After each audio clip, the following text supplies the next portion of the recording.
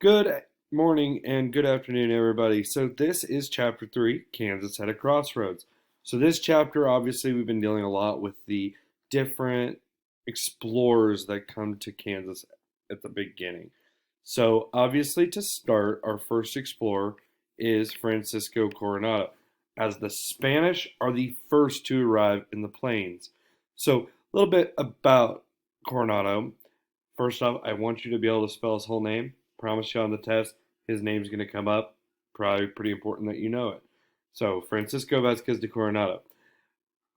He actually comes to the New World, America, through the route of Mexico or New Spain at the time.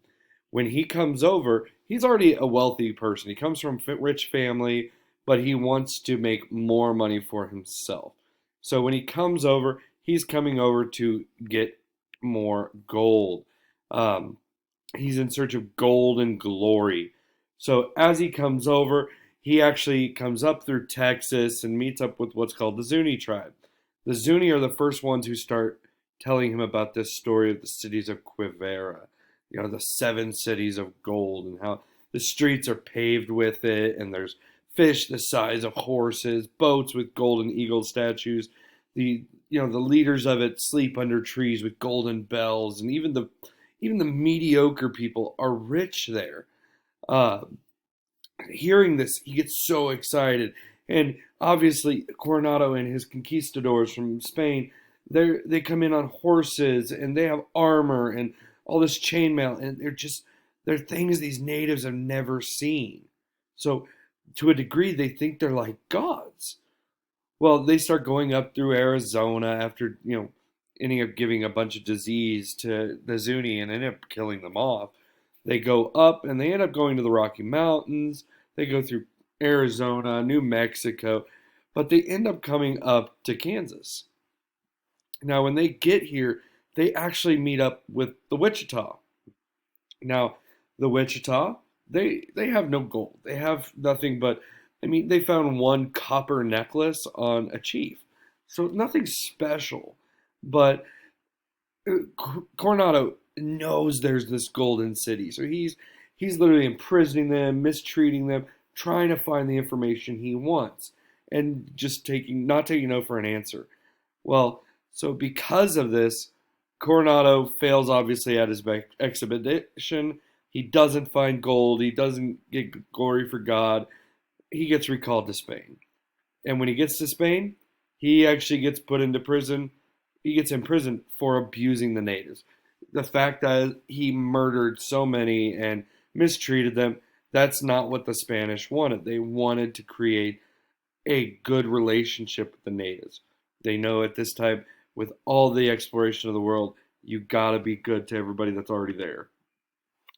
Now that's going to lead into our second group that's going to arrive. That's the French. Now the French start coming to the plains from the north, obviously up from Canada. Their first one is Claude Charles Dutisny. Again, know how to spell his name, please. Now he was sent to start trade with the Comanche. The whole reason they want the Comanches are the warriors of the western Kansas. They're the ones who are the boss. If you want to mess with somebody, you got to go through the Comanche. Now, these Comanche had received horses from the Spanish. So they're already allies with the Spanish. The French, they have a lot less quality of product compared to, say, England. So they don't really have anything that the natives want. So he actually fails to make trade with Comanche, but ends up meeting up with all these other tribes and makes relationships with them. So because of this and the French starting to trade weapons, this creates a race between the Spanish and the French and the English to see, okay, who's going to take control of Kansas. Um, and obviously, the first person who actually deems it as Kansas and Missouri as Missouri is that Juliet guy that we read about the other day.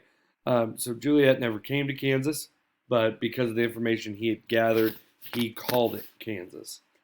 The second French explorer, Etienne Vignard de Bourgmont. Again, yes, you need to know how to spell his name.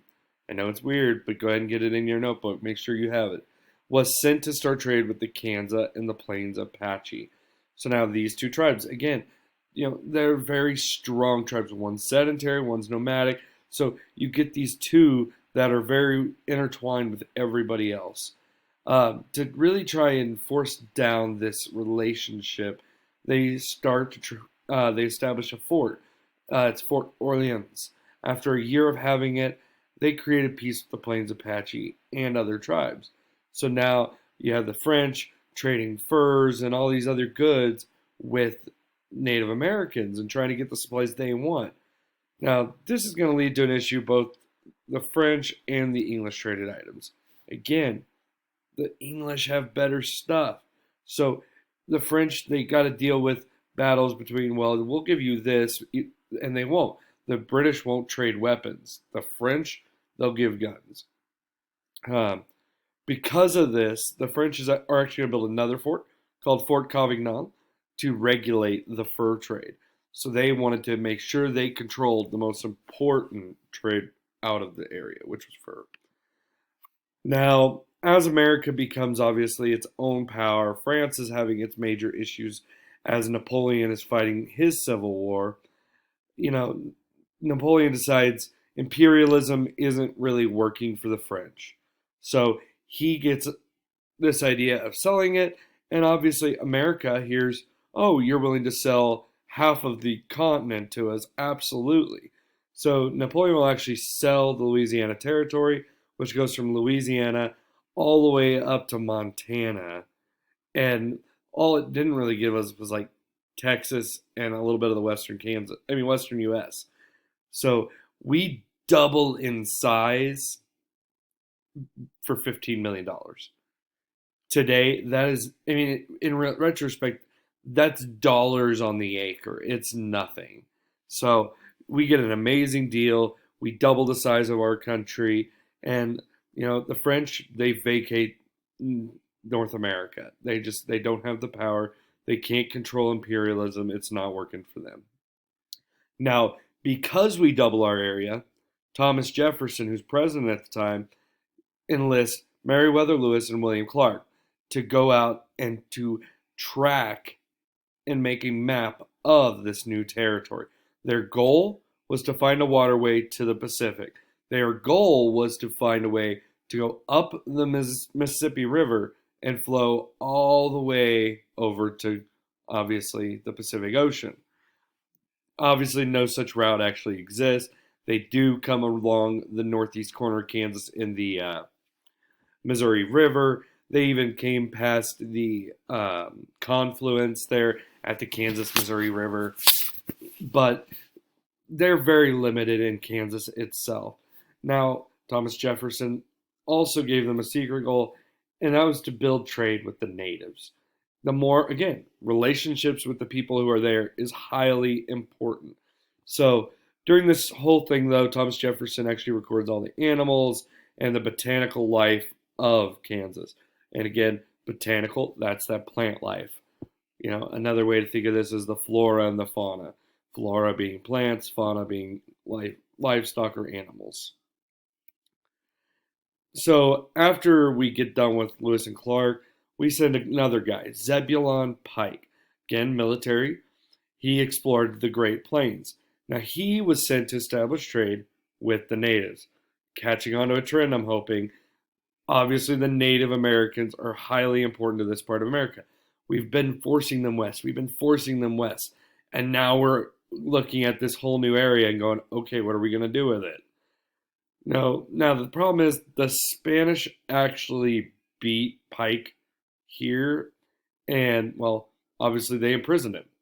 They thought he was a spy.